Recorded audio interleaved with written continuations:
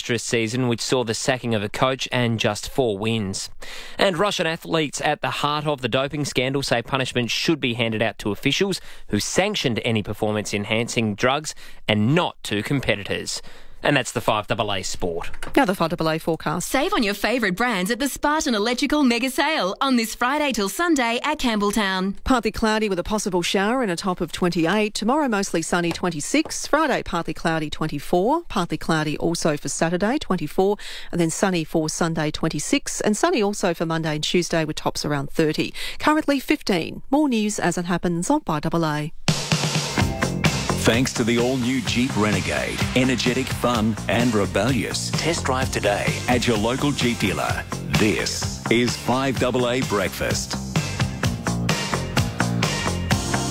Coming up to 24 minutes to 7. Coming up this half hour, we're going to bring into the conversation this morning our court reporter extraordinaire, the best in the business, Sean Fuster from the Adelaide Advertiser. He joins us once a week to sort of take us around the courts and the stories behind the verdicts. But today, of course, there's really only one story that we're focused on out of the courts, and that's the Bernard Finnegan trial. So Sean Fuster will join us before 7 this morning. And after 7, we're going to talk to Rob Lucas, the Shadow Treasurer. And the big question I've got is, should the public be entitled to get the money that it's paid Bernard Finnegan back? $695,000 for a bloke who's been guilty from the very day that he was arrested back in 2011.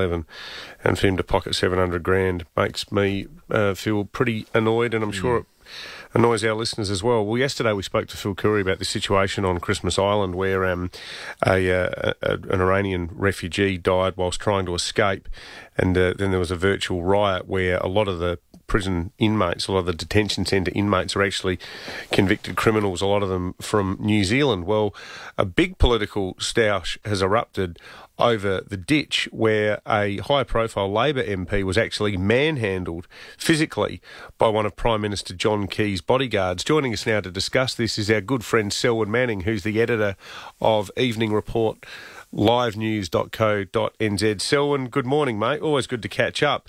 Sounds like quite an extraordinary push and shove that went on between the PM and this Labour MP. Yeah, it was really surprising. It was in the corridor that leads into the debating chamber, Dave.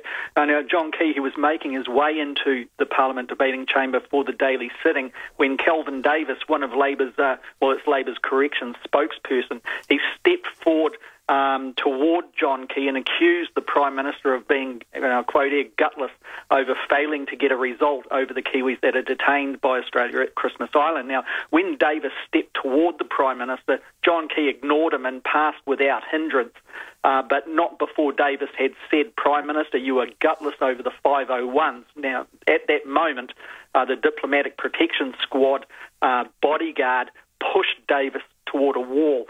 Now, after the event, Davis, he wasn't complaining. He went into the Parliament himself to take part in the debate.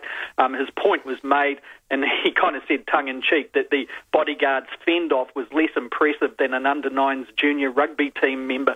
So, that's how he was kind of getting himself out of that kind of squirming thing. But John Key, he was steaming, and shortly after, inside Parliament, he accused the Labour Party of being on the side of rapists, murderers and child molesters. Now, the allegation that caused a mass walkout of Labour MPs from Parliament.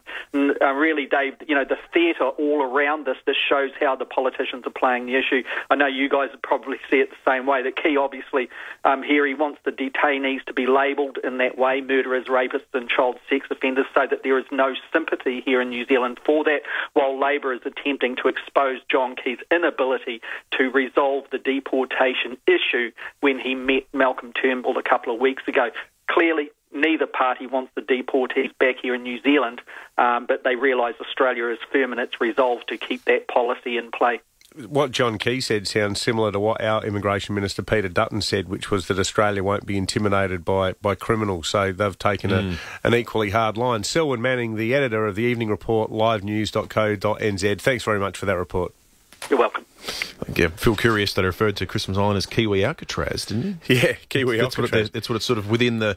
You feel sorry, though. There's 200-odd asylum seekers that were still there. Yeah. So you would hope that within what is... It's quite a big facility. You'd hope there's a way of keeping them separate. Because if you've got... Whether they're refugees or not, if they're not criminals, is probably they shouldn't be with the criminals. Have them there with people who are like, sex offenders and so forth. Anyway. Yeah, that wouldn't be appropriate. Let's get up to date on incidents overnight here in Adelaide and South Australia.